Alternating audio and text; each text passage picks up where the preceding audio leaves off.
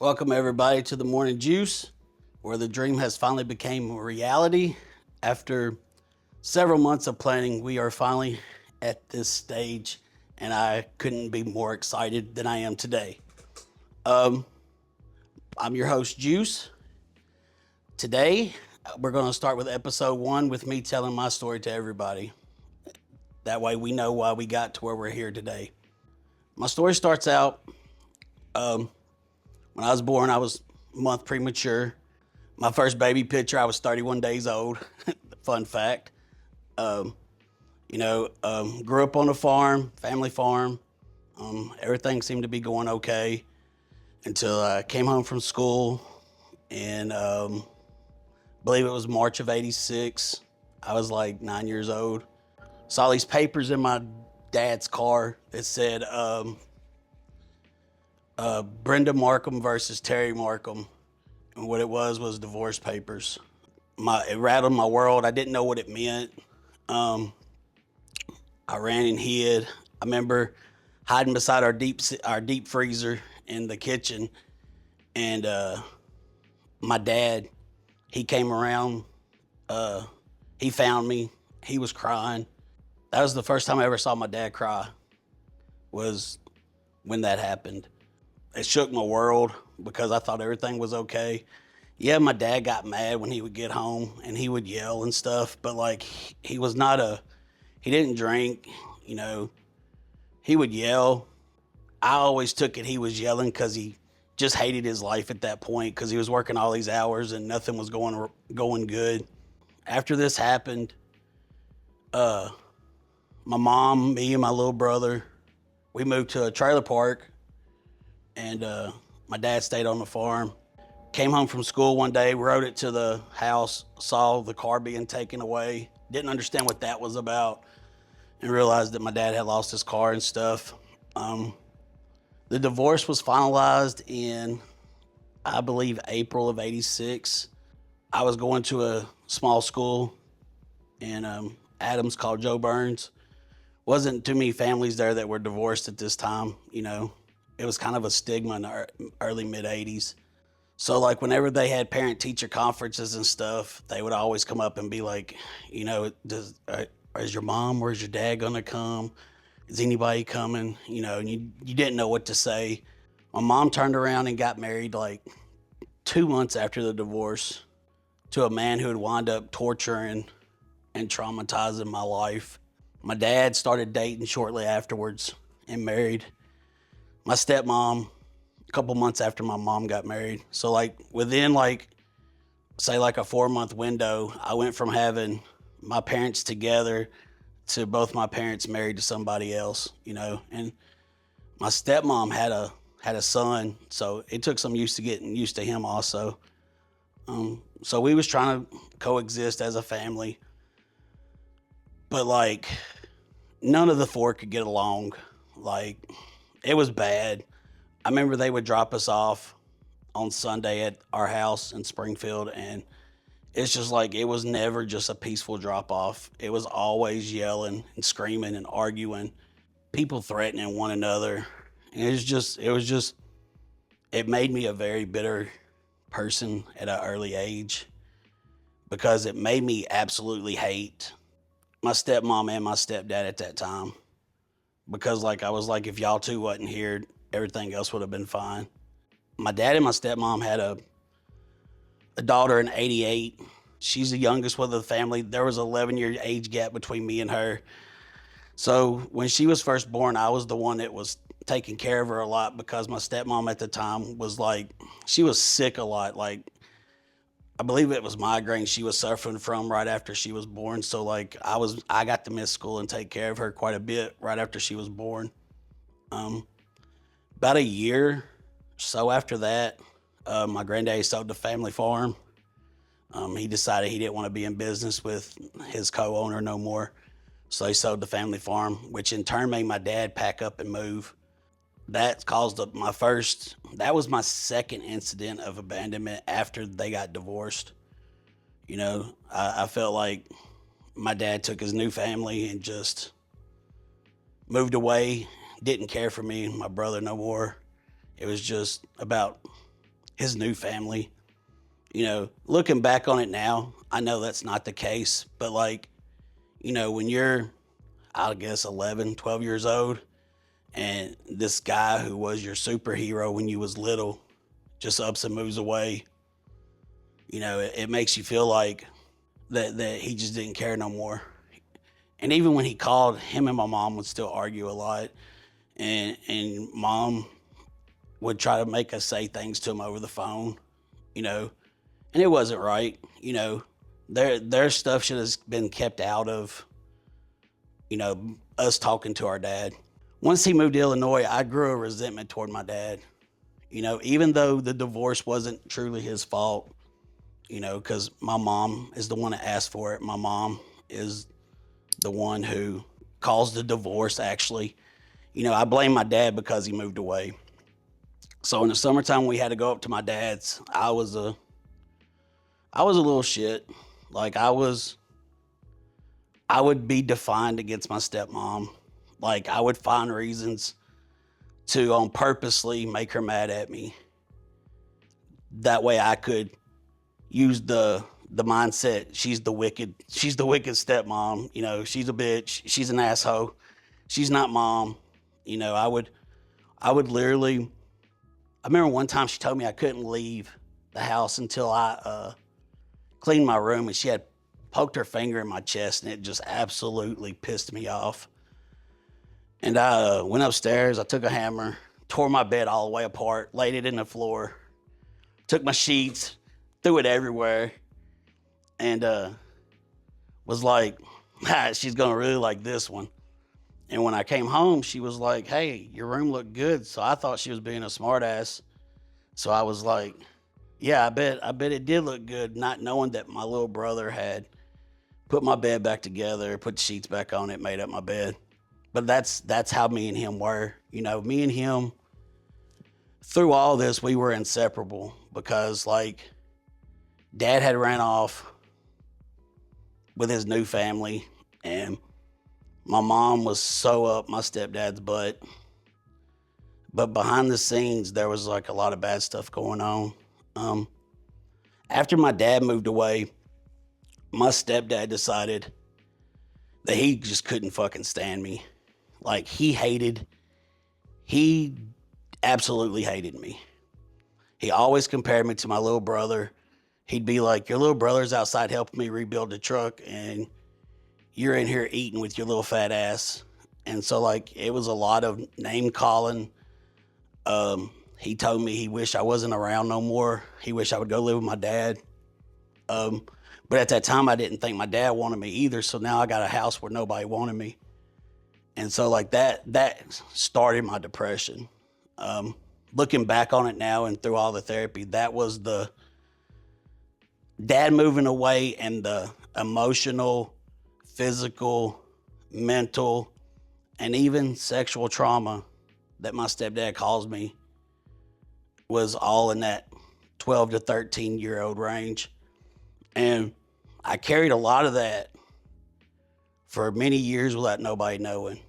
I just was like, as long as I take it from him, nobody else is going to get hurt, which was further from the truth, because I saw this man not like supper one night and flip over a kitchen table just to slap my mom. He broke my nose one day because I called my mom a liar while she wasn't at home. And he made me stand in front of my mom and tell her I got hit in the face with a football. But he had hit me so hard he broke my nose. He actually broke my nose more than one occasion, you know, and the emotional and just mental trauma, like he would always come in the room, say I'm fat, I ain't got no friends. He would grab me below the belt, tell me I'll never be a man. Man would make me come rub his back with just my boxers on and sit on his backside while I was rubbing his back. Like it was, you know, it was pretty traumatic, you know, and I pray every day that my brother didn't go through that stuff. What really, really changed me for the worst was, it was April of 95, and I was on my second ever date with the woman who would eventually be my wife and the mother of my kids. And my brother calls me. This was before cell phones and stuff, so I got a page. So I run by the house because he had his number in it with 911. So I go by the house and my brother's hiding. And he said our stepdad had just flipped out. Mom had been in the hospital with a blood clot, but we found out why she was in the hospital. She got worse and we didn't know why. And when we went to see her, she was in ICU with cameras on her and cops outside the door, and our stepdad couldn't go in there.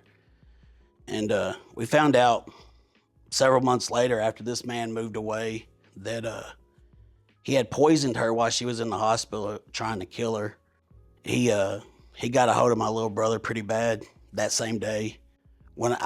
At that moment, I was on my second ever date, and I chose my date over my little brother that day. And that really, really just stuck with me for many, many years, because I got home that night from my date and my brother wouldn't. I couldn't find my brother.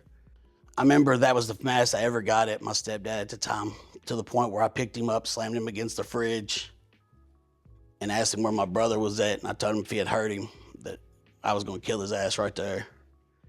Went out to the car, and my brother was asleep in the car holding, I always call it a Rambo knife. I guess everybody calls it a survivor knife, but it's more like he had it unsheathed, and just in case he came out there. That's how scared my brother was. And, to see him that scared, and I had left him in that situation when all I had to do was stick him in the truck with me, and he could have went with me and my date at the time. That really weighed heavy on me. And then finding out that this man attempted to kill my mom, when all I had to do was speak up and say what he was doing to me.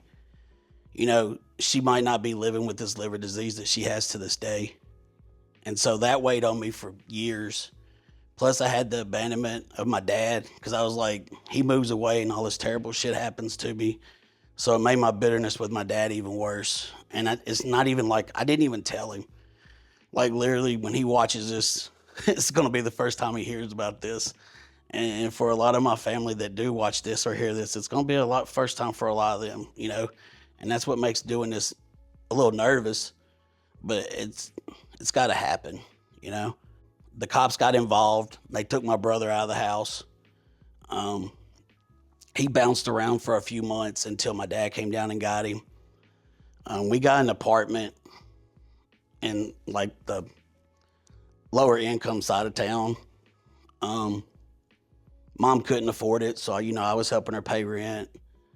She lost her car during that time, so we figured we always figured it out, Started working at Sonic at the age of 16. Had a boss there who was literally he still is, even though I haven't talked to him in a while, literally like a second dad to me. Started giving me affirmations and was telling me how good I was at what I did. And I never really heard that, It was always like, for me, being as smart as I was in school, it was like, you better not ever make a C. So it was like the standards were so high that, I always had to make the honor roll. So to actually get somebody to start, telling me I'm doing a good job, you're doing a great job, you're doing a good job, that started my addiction into the beginning of my addiction of workaholic. At this time, I was already doing stuff that would be considered self-harm. I would slap myself, punch myself in the face, bang my head against a wall, try to pull my hair out. I was doing what's usually known as the first level of self-harm before you go into more, violent acts or whatever. So at the age of 18, I become an assistant manager the day after I turned 18. Literally, the week I turned 18, I graduated high school, I got a girlfriend, and I became an assistant manager. Awesome week, right? Just a great week. But I wasn't happy. I was happy on the outside, but I wasn't happy on the inside. I had changed. All that stuff that had happened with my stepdad and my brother and my mom and myself, had changed me from the happy person I was to just all I could feel was bitterness and just anger. And like the only time I felt happy was when I was at work because I knew there I was good. I did a good job. Got married, had 2 beautiful kids. My oldest one was the first baby born in the surgery room at Northcrest because she got stuck. And then my little one was born 2 months early, and it was traumatic. My wife had gotten preeclampsia to the point where like my youngest one had quit breathing. So they did an emergency C-section on her, and the doctors prepared me for my youngest one not to be alive, that she wasn't gonna make it. And there was a high chance that my wife wasn't gonna make it either. And I could not show no emotion through all of this. And so like, they got me sitting up, and my wife's asking me, are we gonna be okay? And I'm sitting there, they told me I have to lie to her, And I'm like, yeah, everything's fine, nothing wrong. I had told her mom that my youngest one wasn't breathing when they did the ultrasound. So she knew what was going on. So we're in this surgery room. They have the whole NIC unit on one side of the room, all these doctors and everything on the other side. My wife's face is hidden from everything. They pull the baby out. She's purple and blue. Like it was tough. Cause at that point I was like, oh, she gone. And I remember my mama telling me, cause my mom was an OB nurse and also a psych nurse. I remember my mom telling me if she could cry, everything will be okay. Well, I heard one of the NIC doctors say, I think this baby's trying to cry. So like they cleaned out her throat, did all that stuff, and they smacked her feet real hard. Like I always thought you had to be careful with babies, but the way they slung my youngest one around, it's a lie, because they were slinging her around like y'all. It was like the way your kids carry around their baby dolls and just bang them around everywhere. That's literally what they was doing with my youngest one. But they smacked the bottom of her feet 3 times, and she let out the biggest yell ever. And everybody in the room cried. Everybody cried. Like the doctors sewing up my wife. She was already unconscious. The anesthesiologist, I was bawling. The nurses, everybody was crying because it was literally a miracle that she was alive. They told us that she was going to be in a hospital to her due date, which would have been 2 months. She got out in 31 days because she's hard-headed. She gets it honest from her mom and her dad, But something changed in our marriage after that traumatic experience. I don't know what changed, but like it was a change, And looking back on it now, she probably had postpartum depression and probably needed help. But we didn't even know what that was. 20 years ago, it was a thing, but it was not like a big thing, So like our marriage changed, I wasn't happy. I was starting to self-harm more. I was starting to have blackouts.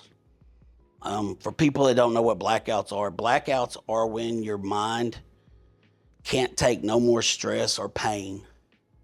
So your frontal lobe shuts down and you work off the reactor part of your brain.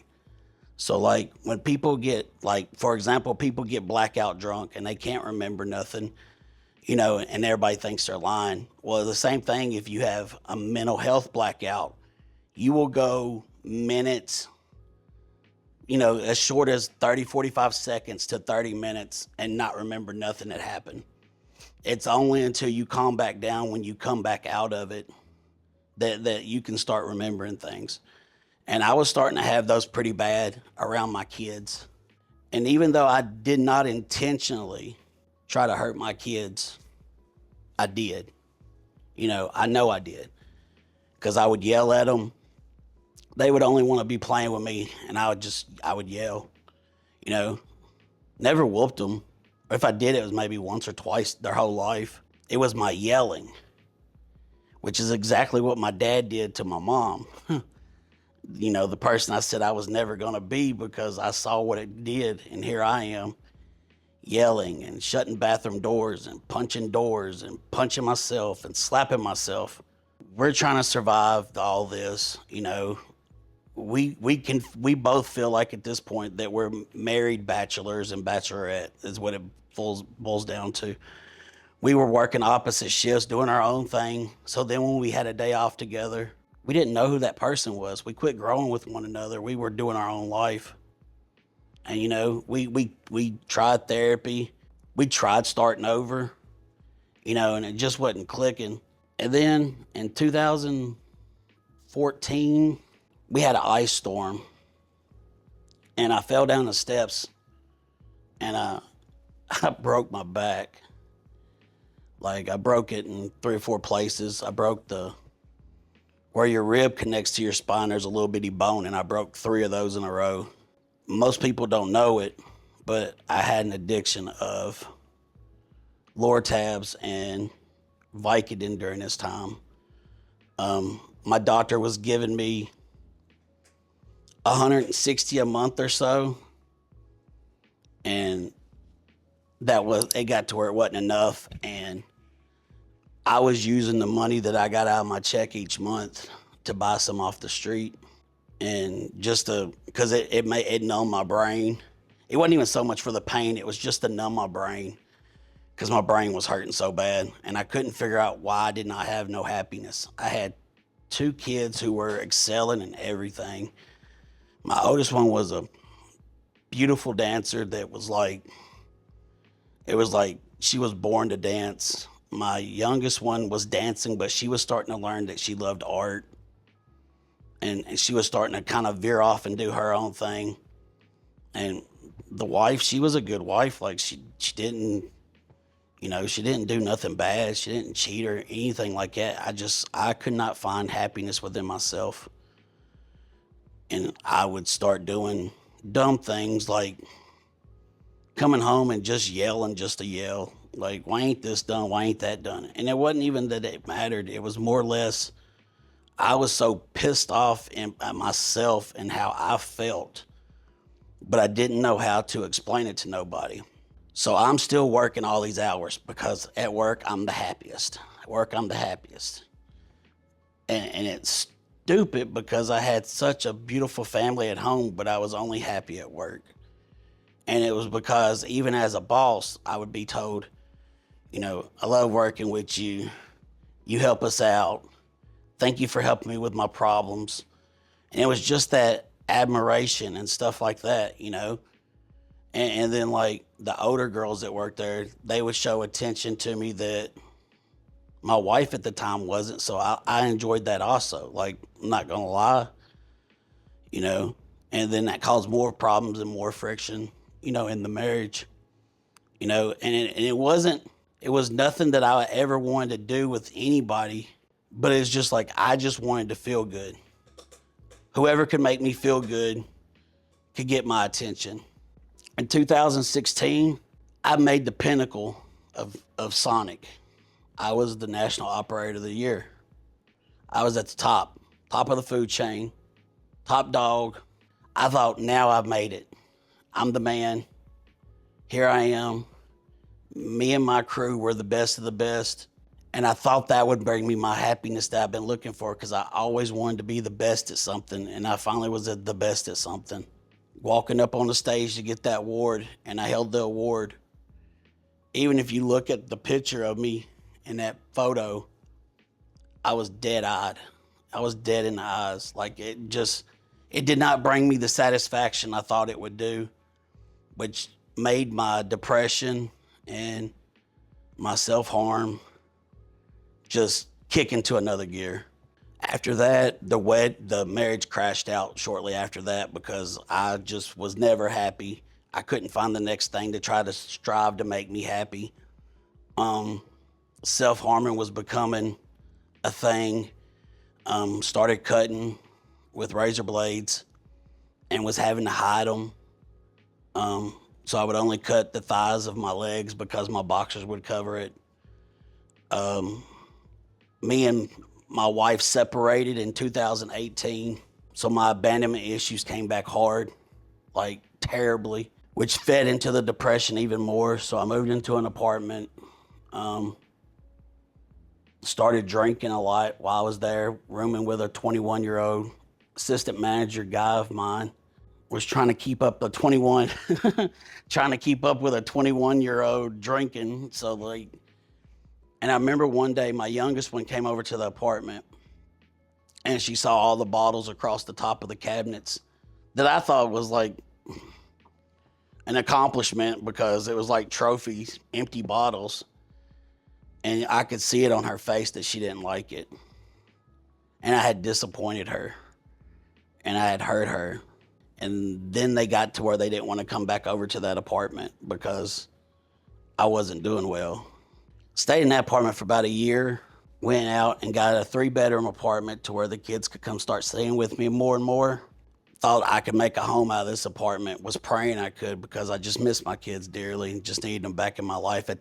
Before I got this apartment, I was going back over to the house to stay at the house with the kids because they refused to come to the apartment. So when I went over to the house, my soon-to-be ex-wife at this point would go hang out with her new boyfriend. Me being in my depressive stage, going through abandonment, seeing her turn around and get happy so fast, seriously just pissed me off to the point of like, like what the fuck? It made me feel like that she never loved me, which I know it's a lie, but I know from the time she met me to the time she left me, I had turned into somebody that I wasn't. It wasn't me. I mean, it was me, but it wasn't who I wanted to be. So our divorce was finalized at the end of 2018. I got this new apartment. Kids started coming over, started building a life again. 2020 was going to be it. And COVID hits.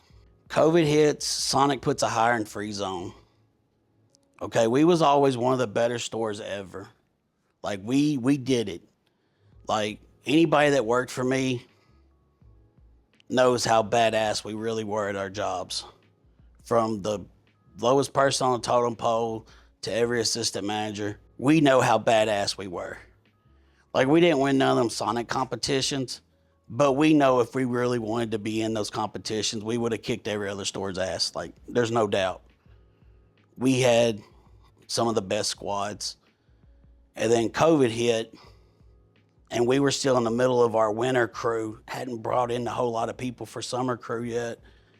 And of course, y'all know when it hit, they put a hiring freeze on because anybody got COVID, when it first happened, you had to miss 3 weeks of work. And then by the end of the year, it was down to 2 weeks, 10 days, 7 days, how it went.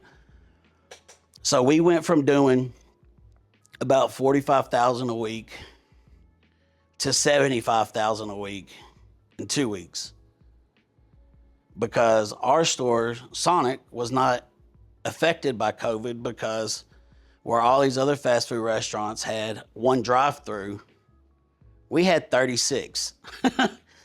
And they were 6 foot apart, which was the recommended distance for people to stay apart. So like when all the other restaurants were failing, Sonic it hit its glory years. During these glory years, I worked, not just me and all my people worked so many hours that my depression came back even harder. And my self-harm hit a level that I couldn't control no more. It was to the point where like, cutting wasn't doing it no more. So I was doing stupid shit like going down the country roads, going toward Adams, and I would turn my lights off at night and see if I could stay on the road. Or when I was having my suicidal thoughts, I would see if I could hit the car, and I would chicken out at the last second. Selfish shit, just selfish shit that I was willing to end somebody else's life to end my life. Started taking sleeping pills because I couldn't sleep. Started abusing them. literally tried to end it with sleeping pills. The year of 2022, I asked my bosses, I kept begging them, I needed help. I didn't feel right. I needed help. I couldn't find happiness. I was just not in a good place. Everybody at the store was miserable. Like, everything was crumbling around me. I was always good in life. My personal life could be in shambles, but if my business life was good, I could give a reason to keep living, because my identity was through Sonic. I was the Sonic guy. That's Juice. He's been in Sonic almost 30 years. Like, if you need coupons for your community or church, go to Juice. Juice has got you, you know? But in 2022, I was so worn out from 2 years of COVID and just my own mental stress from over the years had got to me, that I asked for help multiple times from my higher ups. And apparently, I guess they thought I was asking for help inside the store, but I was screaming for help because I didn't know what was wrong with me. I just knew I didn't feel right. Like, I felt terrible. I could not have a thought from like 2021 till I finally got some help in 2023. The only thought I had 24 hours a day, 7 days a week is nobody will miss you. Kill yourself. Nobody's gonna miss you. Kill yourself. And it was just on fucking repeat. Work started struggling because I couldn't even make the thoughts that I would make for work because I was so focused on not trying to kill myself that day. And I know if my kids listen to this, it's gonna really upset them.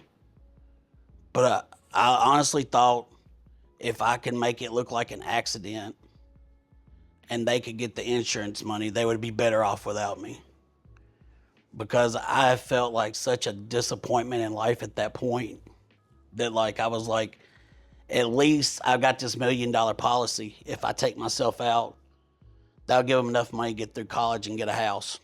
Stupid fucking thinking, but like, seriously, for a 2-year period, it was all I thought. Like, to the point where I was plotting out where I could go to do it. Tried it a couple of times and got scared and swerved off back into the road because I was going to use my truck at this point because I needed to make it look like it was a car accident and he just fell asleep one night. So I would find places on Highway 76 where the guardrails would separate and there'd be like a big tree right there. And I was like, if I could just hit that tree in between that guardrail, they can just be like, man, he fell asleep and that's just a simple accident. And that way the kids could claim the life insurance and nobody would miss me, you know? I had this thing that nobody gave a fuck and nobody was gonna miss me. Because at this point, I wasn't even talking to my brother that much as I should because I felt so guilty watching him and his own addictions, knowing I could have probably prevented it all from happening because his addictions come from the stuff that happened when we were kids. So like, I felt so guilty watching him and his own addictions that I just kind of pulled away from him for a while. Didn't talk to my mom much because she could read me like a book and I didn't want her to fucking even realize how bad I really was. At this point, I had no relationship with my dad at all. I had pretty much shunned out all my family. The only people I was talking to was a few Sonic people, a couple of my assistant managers, and a couple of my crew that I was close with. 2022, I'm sitting here asking for help. My managers are trying to they're like, you make all this money, life ain't bad. And I'm like, y'all don't understand. Like, I don't give a fuck about this money. Like, I feel terrible. Something's not right. I don't know what it is. Lord, how can I not be happy making this money and having this life? Why do I hate myself so bad? Toward the end of 2022, a disgruntled employee, a disgruntled employee or ex-employee, still don't know because it has to stay a secret, said that I was touching minors and trying to have a relationship with somebody. And that was the straw that broke the camel's back. Because like I prided myself into taking care of my crew members. And for somebody to get so pissed off at me, to say such a blatant lie, and then for my higher ups to come into my store to investigate that and ask all the minors if I'd done anything inappropriate with them, it killed me. I attempted suicide that night and several more times that week, because it was just like, how could this guy that I looked at as another father, which was my supervisor, he knows this was bullshit. How could he do this to me when he knows I need help? My assistant manager, who was also my sister-in-law, she stuck up for me, and she told me what she told him, and she was like, look, you could really get rid of him in any other different ways, but you coming at him like this when everybody knows this is bullshit is an absolute disgrace of what y'all have done. And to know that she's took up for me, and even my ex-wife took up for me. In fact, I believe all of my assistant managers took up for me, you know? To have their support, that meant the world. But just knowing that my supervisor couldn't see a bogus claim and did what he did, it made me lose respect for him. It made my crew lose respect for me, because now you got these little minors in there going home telling their parents this shit. And at that point, I had lost the store. Like everything that I had built, I'll take that back. Everything we had built to make Springfield, our little corner in Springfield, a special place, was broken forever. And I knew that like made me lose my identity and everything. So for me, life was over. So I spiraled worse. I started cutting to the point where it was stupid. Like I remember when I went to the hospital in January to Vandy Psych. A lot of people at Sonic didn't understand why I went, including my ex-wife at this time. She knew I had some mental health stuff, but she didn't know how bad it was, because, I was a professional liar. I had that mask up. I was a fixer. I was a people pleaser. I didn't care about myself, but as long as I fixed somebody or made somebody else happy, I felt good for a moment. So when I had to go to Vanderbilt Psych, they asked me my ways of me hurting myself or SI intents. And I told them my truck, and they're like, well, that's a hard one. We can't take your truck away from you. And then I told them that I like to self-harm. And they asked me where, and I told them on my thighs, and I raised my pants up, and I had them bandaged up, because I had probably cut myself, I don't even know how many times. It was a bunch. And they told me then that I had an addiction to cutting, which I didn't even know that was possible. But apparently most people cut to get bad thoughts out of their head. And that's how mine started. Like every time I was having, kill yourself, you're worthless, you're a fat fuck, you're a piece of shit, nobody loves you, I would cut because I could control that. Because I couldn't control nothing else going on, but I could control that situation. And so like I had gotten addicted to the sound of it. And I have gotten addicted to, it was what I was told at Vanderbilt was I had become a rage cutter, which means I don't just do one deep slash, I do multiple small slashes. I get out of Vanderbilt, I think I'm cured. I'm on some meds. I get slowly integrated back into Sonic. My first full week back, me and an assistant manager have a disagreement.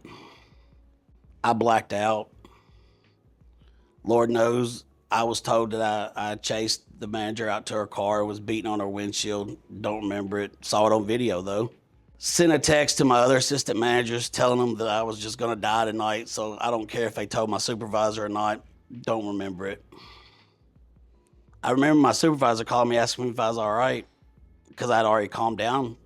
I had no clue. I was like, yeah, I'm fine. But I wasn't, because right at close, I got aggravated about something and I went right back into a blackout, and it was my longest blackout I ever had. It lasted well over 20 minutes. I did some bad things during that one. Like, I self-harmed in front of my crew, and a lot of them were minors. And that still stings me to this day because, they trusted me, and I traumatized them, I threw one of my closest friends into the bread racks. She literally had to throw a Coke on me, and it brought me out of it, and I did not know why. And she's screaming and yelling at me. So she runs running out, and everybody's got this shock look on their face. My arm's bleeding. I go and watch the cameras because we have a camera system, and I see myself doing all this stuff. No recollection of it at all. And I was like, you just fucked up. This is it. No more Sonic. Got suspended immediately. Had to get help. Went to this place called The Ranch. The first time. Thought I was cured. Came home. Didn't listen to what the doctor said. I did everything that most people do the first time they go to rehab. You think you're cured, but you're not. So I decided I didn't need to take my meds. I didn't need to go to the doctor's appointments. 5 weeks later, another suicide attempt later, another rage out. Back at the ranch. Stayed extra.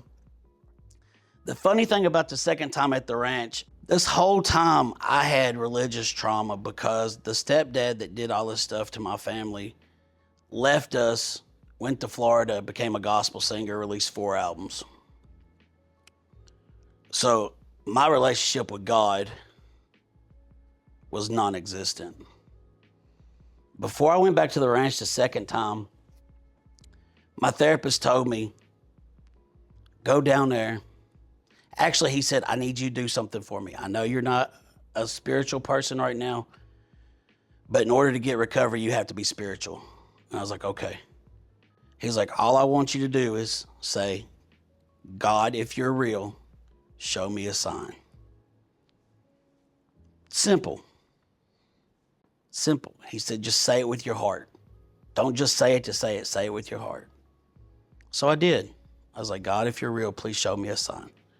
My therapist told me, you're going to go down there because God don't want you working for the community no more. He has a project for you that's bigger than the community that you have served all these years.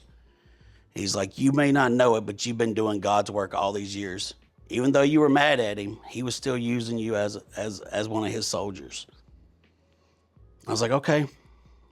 A couple of days passed. This lady, I wish I could say her name online, but I try not to use nobody's names. She knows who she is. She's super special to me. She's like my real life guardian angel. She had saved me from a suicide attempt in 2018 that she don't even know about. She had called me one night. I had letters in my truck. I had a pistol at that time. She called me that night. She's like, I need you to make a promise to me. She's like, God spoke to me. You're struggling. All I need you to do is promise me you'll call me in the morning. And I was like, I can't do that. I'll try to call you in the morning. She's like, no, you have to promise me you'll call me in the morning. God said, you got to promise me to call me in the morning. I promised her. Because of that promise, I didn't kill myself that night.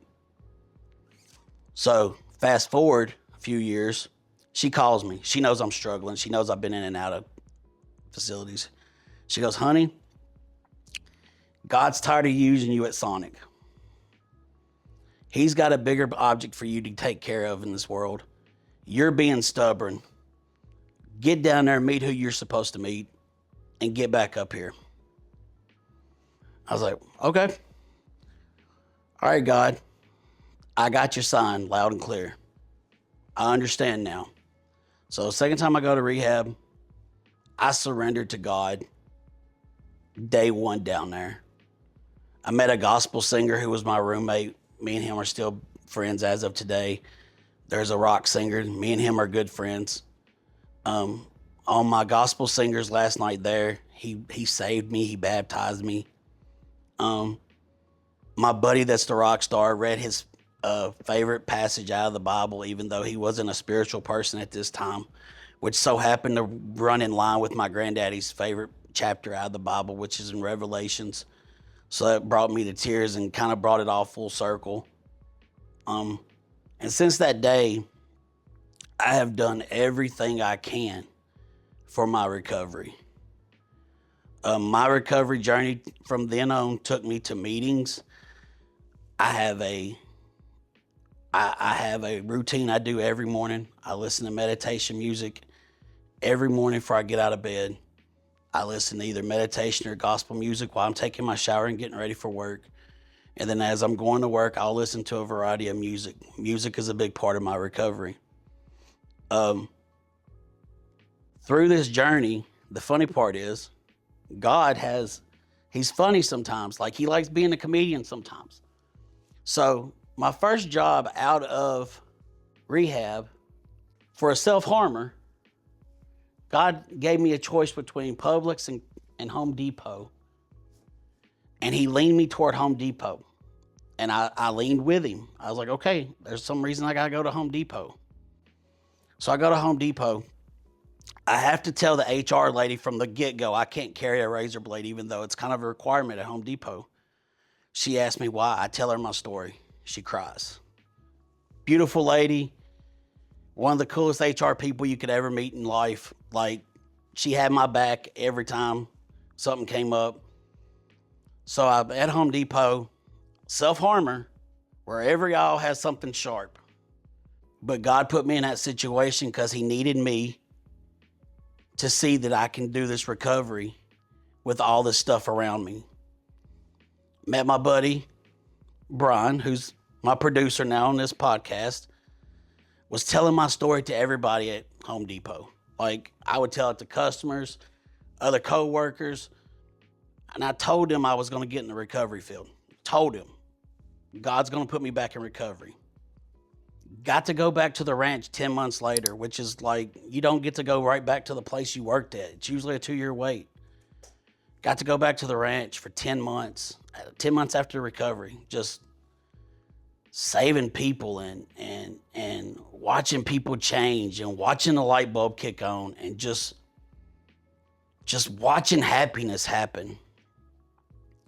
And here I am struggling so bad financially, but never been happier in my life because the riches I was getting from watching these people succeed far exceed any dollar I could ever receive. Got into it with corporate. Anybody that knows me, I'm not a corporate guy. Don't get along corporate. At some point, me and corporate's gonna butt heads. Happened at Sonic. I said my piece at Home Depot a time or two when corporates try to do stuff to us. Happened at the ranch. My buddy and some of his buddies opened the place I'm at now, which is Path, where we're at right now. We're doing miraculous work here, saving people's lives, doing stuff that I would have never dreamed of doing 2 years ago. I will be 23 months in recovery on April 27th. And about 10 months into my recovery, this dream came about of me doing this podcast. And this person that I told y'all about earlier, she said that I was going to one day preach to my congregation. She's like, I see you preaching one day. I see you preaching one day. So I called her when I had this idea. And she's like, it's your congregation. This is your church. She's like, it's an Orthodox church, but this is your church. Because I feel in my heart that God is leading me to try to help. 'Cause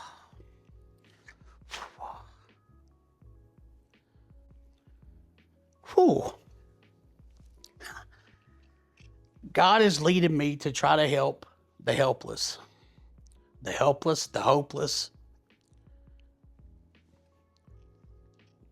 the ones that want it but don't know how to get it. He wants me to help the people that were like me, think I'm the only one out there that's struggling. Thinks I'm the only one out there that feels like this. And men's mental health has just now taken a front seat. Men's mental health has been in the back seat for so many years. Thanks to COVID, men's mental health has now become a priority. And that's what this podcast is about. This podcast is about for men, women to come on here, tell their stories, to try to reach that one person. Just that one person. So that one person can reach out to me or reach out to a facility and get themselves some help. Now that I work here at Path, we have ways to help people get into places even if they can't come to us. We don't just say, I'm sorry, you can't come here, and just hang up the phone. No, we sit here and we try to find you a place to go.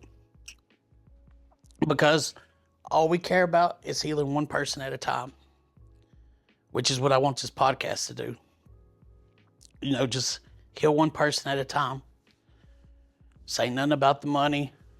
Nobody's getting paid. Everybody's doing this voluntarily, And if God so happens wants to bless us with that one day, we'll take it. Of course we'll take it, but we'll use it for the good.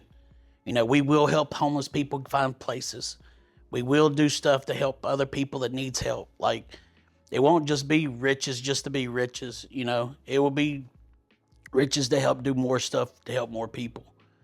I thank y'all for coming on here and listening to my story today. Sorry I got upset, but that's part of recovery. You have good days, you have bad days. These ain't sad tears. These are happy tears. I really feel like this could be magical. I hope all of y'all stay around for the journey and for the ride, because it's going to get exciting. Next week's episode, I have a special friend coming on. His name is Lee. He has been very instrumental in my recovery. One of my best friends in the world.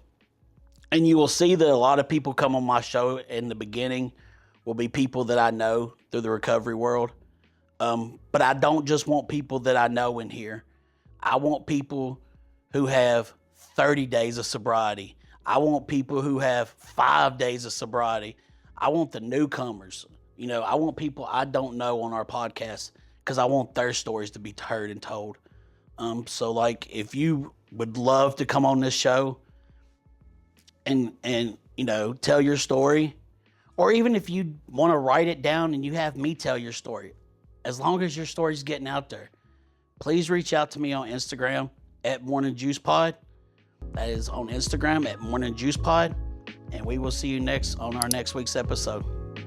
See ya.